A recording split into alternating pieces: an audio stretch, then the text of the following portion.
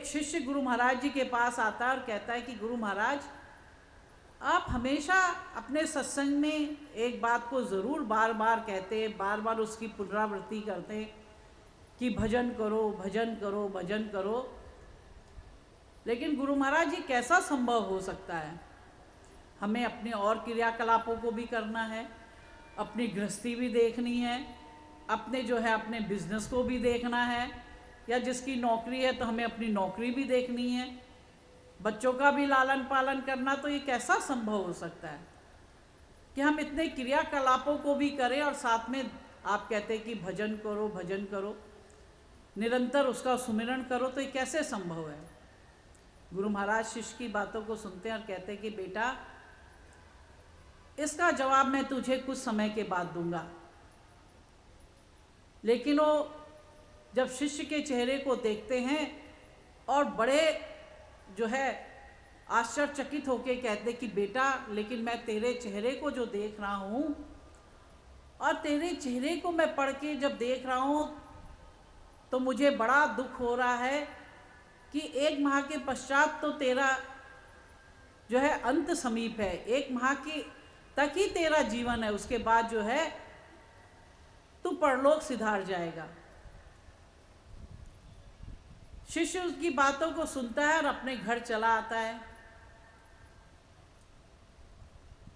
1 माह जब व्यतीत होने को होता है तो गुरु महाराज उस शिष्य के घर में पहुंचते हैं।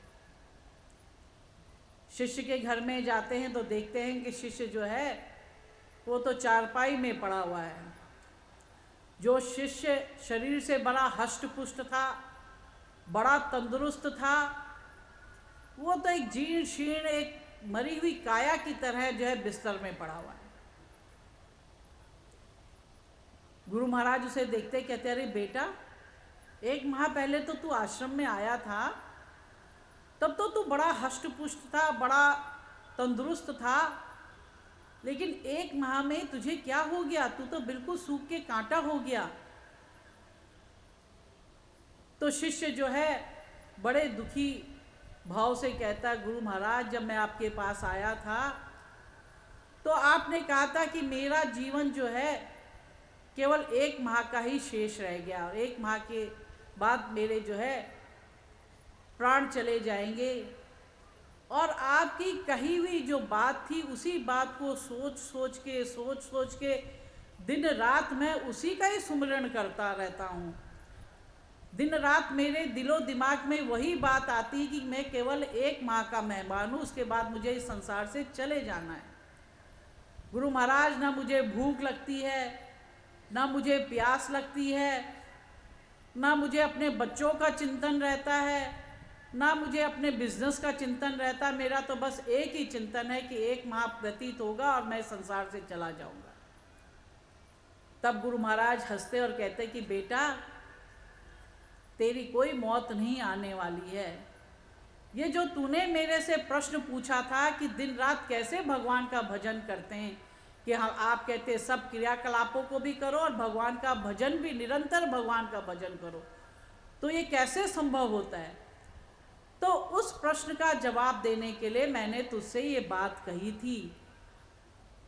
ठीक इसी प्रकार से जो तूने 1 माह केवल जो है अपने मौत का ही चिंतन किया, दिन रात उसी का ही तूने भजन सुमिरन किया कि 1 माह में मेरी मौत आएगी, मेरी मौत आएगी, और तेरी ये जो है दुर्दशा हो गई। तो ये तेरी बात का जो प्रश्न था, उस प्रश्न का ये जवाब था। तेरी कोई मौत नहीं आने वाली, तू अभी नहीं मरने वाला, और तू उठ और भोजन कर और अपने जो है क्रियाकलापों को भी कर और भगवान का सुमिरन भी कर। तो आप कहेंगे कि वो तो एक किसी शिष्य की बात होगी, लेकिन अगर हम देखें तो हम संसार के सारे जो जीव हैं उनकी यही दशा है। हम जो है सारी जिंदगी अपने ही क्रियाकलापों में इतने व्यस्त रहते हैं कि जब महान पुरुष कहते हैं कि उस भगवान को प्राप्त करो, ज्ञान को प्राप्त करो, साधु संत आपको कितनी बार आपको इस बात की याद दिलाते हैं कि इस ज्ञान को प्राप्त करके अपने जीवन को धन्य करो, तो हमें उनकी बात समझ में नहीं आती। और हम जो है यही कहते हैं बाई जी लोग, महात्मा जी बताते हैं कि जब संसारी जीव को बताते हैं, समझाते हैं, तो कहते हैं कि अरे बाई जी, ये तो चौथी अवस्था की चीज़ है, ज्ञान तो हम बाद में ले लेंगे। जब ये तो बुढ़ापे की चीज़ है, जब बुढ़ापा आएगा तब हम ज्ञान को ले लेंगे। क्योंकि संसारी जीव ये नहीं जानता कि शरीर में एक श्वास के बाद दूसरी श्वास आए भी ना आए, इसका भी भरोसा नहीं है। तो हम 100 साल की गारंटी कैसे ले सकते हैं कि हमने अगर जन्म लिया है तो हम 100 साल तक ही जिएंगे। लेकिन ये व्यक्ति का, संसारी जीव का भ्रम होता है कि हम धराधाम में आए हैं, हमें जीवन मिला है तो हम 100 साल तक ही जिएंगे, और ये बात मान लेता है कि जो है ज्ञान को प्राप्त करना जो है वो बुढ़ापे की एक, बुढ़ापे में ही इसको प्राप्त किया जाता है, बुढ़ापे में हम ले लेंगे। ये उसका एक भ्रम है। अगर ये बुढ़ापे में लिया जाता तो भक्त प्रहलाद और भक्त ध्रुव, उनकी तो बहुत छोटी उम्र थी, उस छोटी सी उम्र में इस ज्ञान को प्राप्त नहीं करते और इस संसार में अमर नहीं हो जाते। तो इसलिए जो है हम जो इस संसार में हम आए हैं, ये मनुष्य तन हमको प्राप्त हुआ है, तो इसमें हम इस मनुष्य तन में प्राप्त करके हम सबसे पहला काम ये करें कि ज्ञानी गुरु के पास जाएं, ज्ञानी गुरु को दंडवत प्रणाम करके, उनकी सेवा करके, उनकी आत्मा को प्रसन्न करके, उनके हृदय को खुश रख के हम उससे वो ज्ञान को प्राप्त करके अपने जीवन को सफल बनाएं। क्योंकि जब आदमी जीव जो है ज्ञान को प्राप्त कर लेता है तो समझ जाता है कि अच्छे कर्म क्या होते हैं, बुरे कर्म क्या होते हैं, और व्यक्ति जो है अच्छे कर्मों को ही करता है। क्योंकि आप सब लोग जानते हैं कि जैसे हम कर्म करेंगे अपने जीवन में, उस कर्मों का तो भोग हमें भोगना ही पड़ेगा। महान से महान पुरुष भी जो है इससे बच नहीं पाए, तो हम लोग तो एक साधारण से एक तुच्छ जीव है, हम लोग इस कर्म से बच नहीं सकते। लेकिन जो है मनुष्य, आज हम देखते हैं संसारी जीव में, इस कली काल में जो व्यक्ति को अगर एक चीज़ की प्राप्ति होती है तो पुनः उसकी दूसरी इच्छा जागृत हो जाती है। एक अभिलाषा पूर्ण होती नहीं कि दूसरी अभिलाषा पूर्ण हो जाती है। आज अगर व्यक्ति को 10,000 की नौकरी मिल रही है तो सोचेगा मुझे 20,000 की नौकरी कैसे मिले, 20 की भी मिल जाएगी तो सोचेगा मैं 50 की मिल जाती तो बहुत अच्छा था। तो ऐसी उसकी इच्छाएं जो है वो कभी जो है इच्छा भरती नहीं है। एक व्यक्ति घर बनाएगा, 2 कमरे का बनाएगा, फिर उसकी इच्छा होती मैं 3 कमरे का होता तो बहुत अच्छा होता, 3 कमरे का बन जाएगा तो 4 कमरे का होता तो बहुत अच्छा था। कहने का तात्पर्य है कि जितनी भी इच्छाएं अगर ईश्वर पूरी भी करता रहता है तो मनुष्य की जो इच्छा होती है, जो उसकी खोपड़ी होती है ना, कहते हैं मनुष्य की जो खोपड़ी कभी भरती नहीं है, जितना भी उसमें भरते रहो कभी नहीं भरेगी, उसकी इच्छा जो है हमेशा जो है बलवती होती रहती है। तो हम जो है जब ज्ञान को जीव प्राप्त करता है तो बुरे कर्मों को त्याग देता है और अच्छे कर्मों की करने की कोशिश करता है, उसका प्रयास करता है, क्योंकि जानता है कि जैसे हम कर्म करेंगे उसी के अनुसार हमको भोगना पड़ेगा। और बुरे कर्म करोगे तो ये जीवन भी छोड़ दोगे, ये जीवन भी समाप्त हो जाएगा, तो अगला जीवन में मिलेगा तो उसमें भी जो है उन बुरे कर्मों को आपको भोगना ही पड़ेगा, उससे बच नहीं सकते हैं।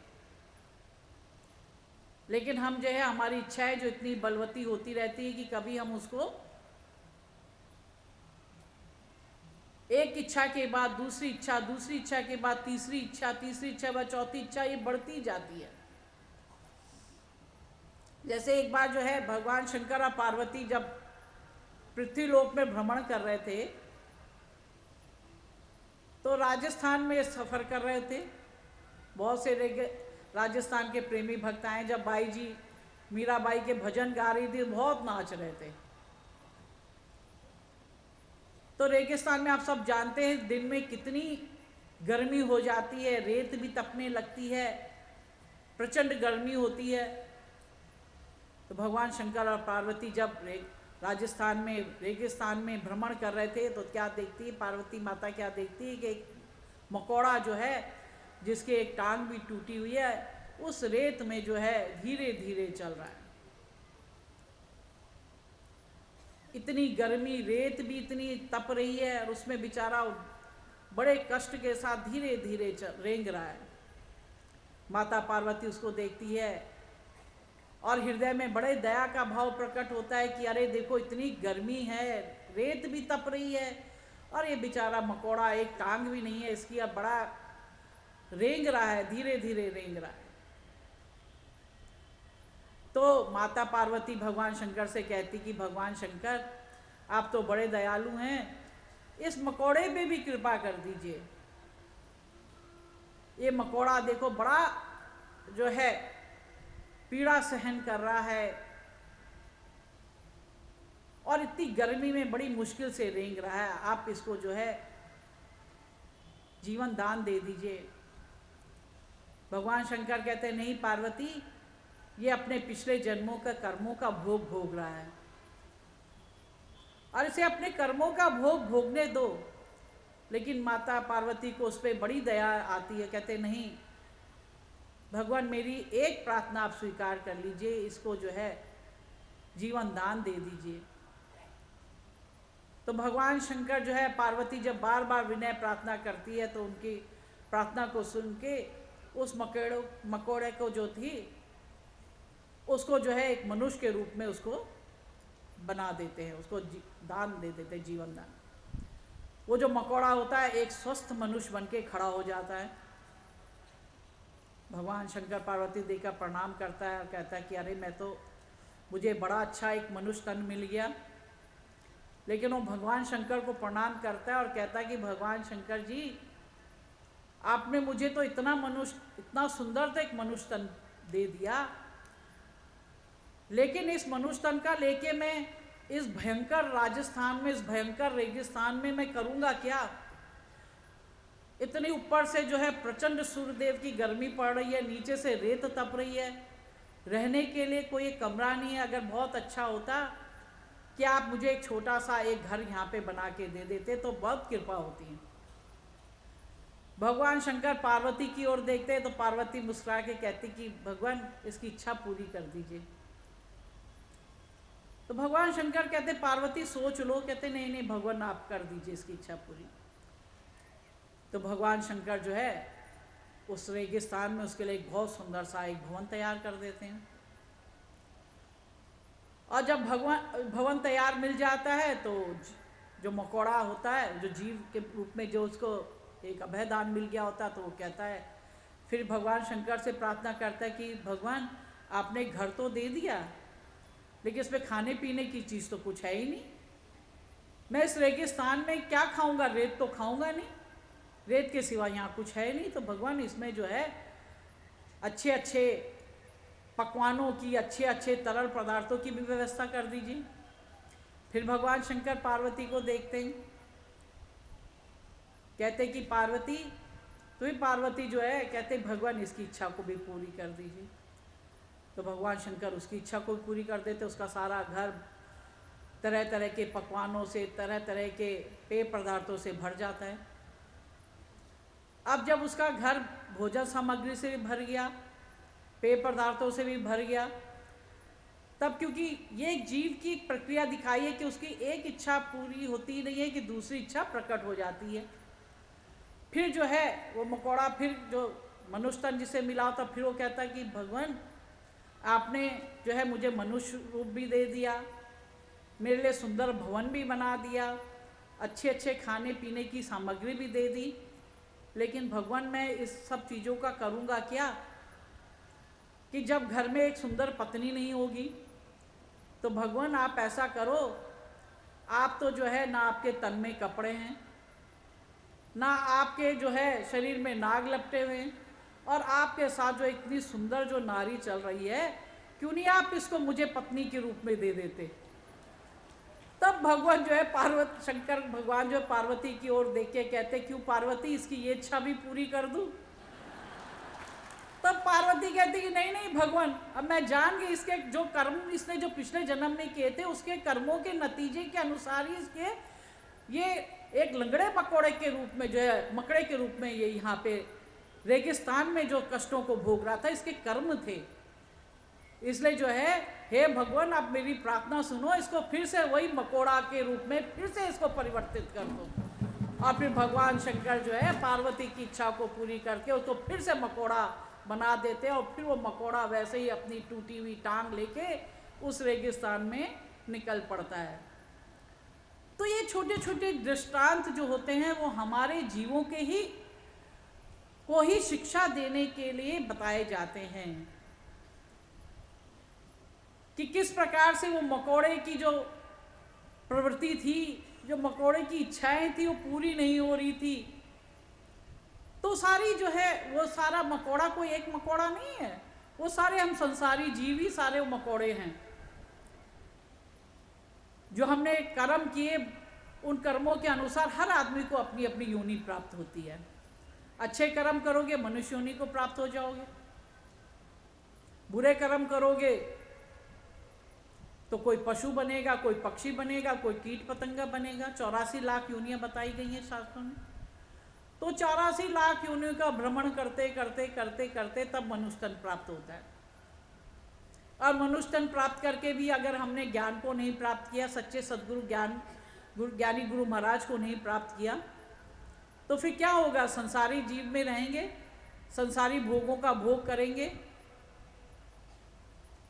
और उसके बाद जो है इसी प्रकार से योनियों को प्राप्त होंगे। इसीलिए जो है संत महात्मा लोग बार बार आपको इसीलिए कहते हैं कि गए ज्ञानी गुरु महाराज के पास आओ, उस ज्ञान को प्राप्त करो, और उस ज्ञान को जान के जो भजन और सुमिरन करोगे तब हम अपने इलोक को भी और परलोक को भी तार सकते हैं और उस परम धाम को प्राप्त कर सकते हैं, जिसके लिए भगवान श्री कृष्ण कहते हैं कि हे अर्जुन, जो जीव मेरे इस परम धाम में आता है उसका फिर कहीं से आना जाना नहीं होता, कोई आवागमन नहीं होता। वो जीव हमेशा मेरे धाम का ही निवासी बन के रह जाता है। तो हम भी अगर भजन सुमरन करेंगे, गुरु दरबार की सेवा करेंगे, गुरु महाराज की सेवा करेंगे, तो हम भी अपने इस जीवन को तो हम अच्छा कर ही रहे हैं, लेकिन आने वाला जो हमारा आवागमन है, 84 लाख की जो योनियों में जो भटकना पड़ता है, उन सब योनियों से आदमी मुक्त हो जाता है और आदमी उसी परम धाम का ही निवासी बन के रह जाता है। सबको खूब भजन सुमरन करें। सबको मेरा दुआ आशीर्वाद। हरि ओम।